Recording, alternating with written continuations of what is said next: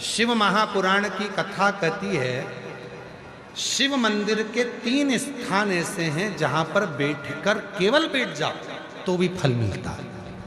शिव मंदिर के, शिव धाम के, शंकर के मंदिर के 3 स्थान ऐसे हैं जहां बैठ जाओ, कुछ मत मांगो, कुछ मत बोलो तो भी फल मिल जाता है। कौन से 3 स्थान बताए? तो वर्णन किया तुमरुका जी ने चंचुला देवी को।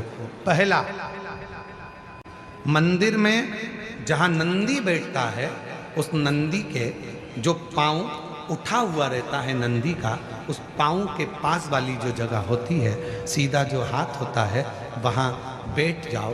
भले कुछ मत मांगो, थोड़ी देर बाबा का दर्शन कर लो, श्री शिवाय नमस्तुभ्यम कह लो, ओम नमः शिवाय कह लो, कुछ भी नहीं मांगोगे तो भी भोलेनाथ तुम्हें खाली नहीं भेजेगा। 3 स्थान बताए, 3 स्थान बताए। पहला स्थान है नंदी के पास, जो चरण उठाए। चरण उठा मतलब नंदी उस चरण के माध्यम से आपके कष्ट को मिटाने के लिए शिव को बिठाकर तुम्हारे दरवाजे तक लाए। पहला। दूसरा, जलाधारी, समझिएगा जरा, थोड़ा ध्यान दीजिएगा कथा। जैसे ये शिवलिंग है, ये जलाधारी है गोल, ये पानी जहां से बहकर जाता है, जहां से भी बहकर जा रहा है, आपको उससे मतलब नहीं, बस जलाधारी जो पानी बहकर जा रहा है, इस जलाधारी के ठीक विपरीत दिशा में, उत्तर में पानी बह रहा है तो दक्षिण में आप देखिए, ये जलाधारी जिस साइड बह रही है उसी ओर मुख कर कर आपको इधर बैठना है, इधर मुख कर कर शिवलिंग की ओर मुख कर कर। ये दूसरा स्थान बताया। ये जो स्थान है, ये माता लक्ष्मी का स्थान, ये जो स्थान है कुबेर का स्थान, ये जो स्थान है सारी सिद्धियों का स्थान है। अष्ट सिद्धि नवनिधि इसी स्थान पर बैठकर भगवान शंकर से वर प्राप्त करती है। ये वो स्थान है जहां बैठकर आप कोई मंत्र भी नहीं पढ़ोगे, कुछ बोलोगे भी नहीं, बैठने पर ही आपको फल की प्राप्ति होना प्रारंभ हो जाती है। ये दूसरा स्थान स्वयं तुमरुका जी ने चंचुला देवी को कहा। ये 2 स्थान।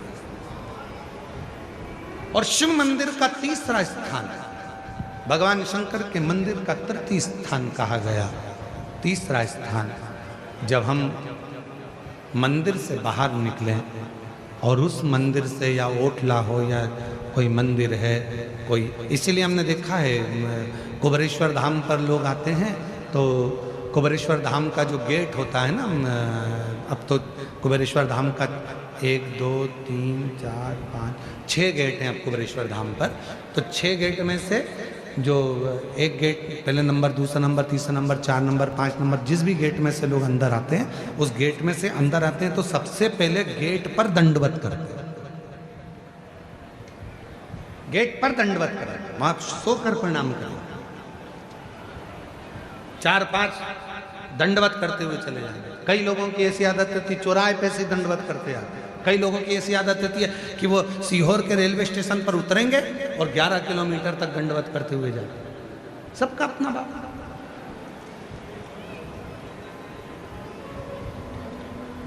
और हम आप लोगों को सुनकर खुशी होगी कि कुबेरेश्वर धाम के प्रांगण में, कुबेरेश्वर धाम के प्रांगण में 4 नंबर और 5 नंबर गेट से आप कुबेरेश्वर धाम के मंदिर के अंदर ही अपनी गाड़ी खड़ी कर सकते हैं निःशुल्क।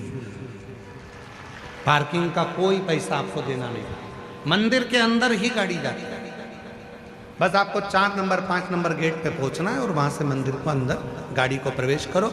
बड़ी बड़ी बसें भी लगाने के लिए हमने वहां पर सुविधा कर दी है कि बसें अंदर खड़ी हो जाएं, सब अपना भोजन बनाए, वहीं पर खाएं, जिसको भोजन बनाना है भोजन बनाए, नहीं तो भोजन तो बाबा का भंडारा चलता है सबके लिए। कोई बस का शुल्क नहीं लगना है, तुम्हारी गाड़ियों का शुल्क नहीं लगना। मंदिर प्रांगण में 4-5 नंबर गेट से अंदर करेंगे, गाड़ियाँ निःशुल्क पार्किंग आपको वहाँ प्राप्त होगी। किसी को रुपया देने की जरूरत नहीं, 1 रुपया भी।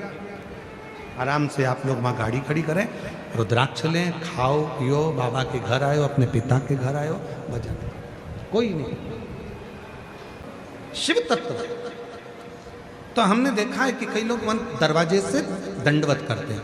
तीसरा स्थान तुमरुका जी चंचुला देवी को बता रहे हैं कि तीसरा स्थान ऐसा है भगवान शंकर के मंदिर का द्वार, शिव मंदिर का द्वार।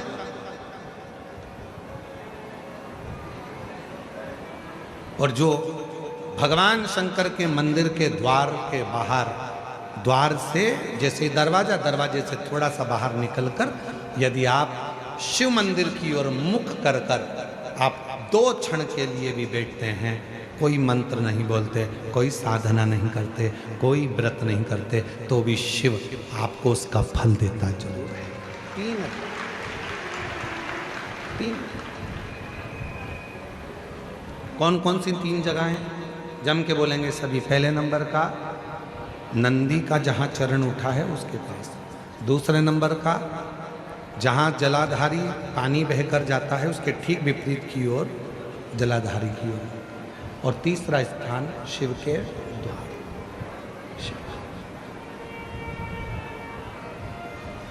तो भक्तों, अगर आपको भी भगवान शिव की कृपा प्राप्त करनी है तो अगली बार जब भी शिव मंदिर जाए, इन पवित्र स्थानों का ध्यान रखें और श्रद्धा से भगवान शिव का स्मरण करें। जब भी गुरुजी शिव पुराण कथा करने के लिए पधारते हैं तो सबसे पहले वे बड़े श्रद्धा और भाव से शिव पोथी का पूजन करते हैं। शास्त्रों में कहा गया है कि शिव पुराण केवल एक ग्रंथ नहीं बल्कि इसे स्वयं भगवान शिव का स्वरूप माना जाता है। इसी कारण कथा शुरू करने से पहले गुरुजी सबसे पहले शिव पोथी के सामने फूल अर्पित करते हैं और भगवान शिव का स्मरण करते हैं। गुरुजी कहते हैं कि जब भी हम किसी भी पवित्र ग्रंथ को सम्मान देते हैं तो वह ज्ञान हमारे जीवन में शुभ फल देने लगता है।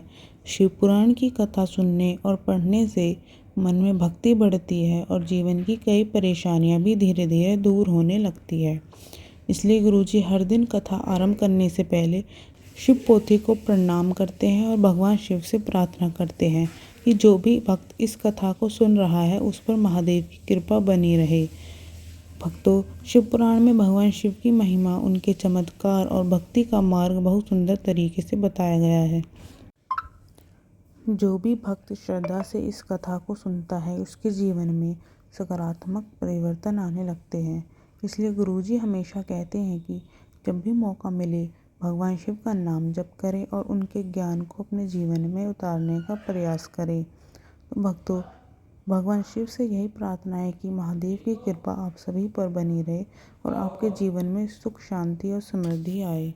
अगर आपको यह जानकारी अच्छी लगी हो तो वीडियो को लाइक करें और चैनल को सब्सक्राइब करें ताकि आपको ऐसी ही भक्ति से जुड़ी और भी जानकारी मिलती रहे। हर हर महादेव। श्री शिवाय नमस्तुभ्यम।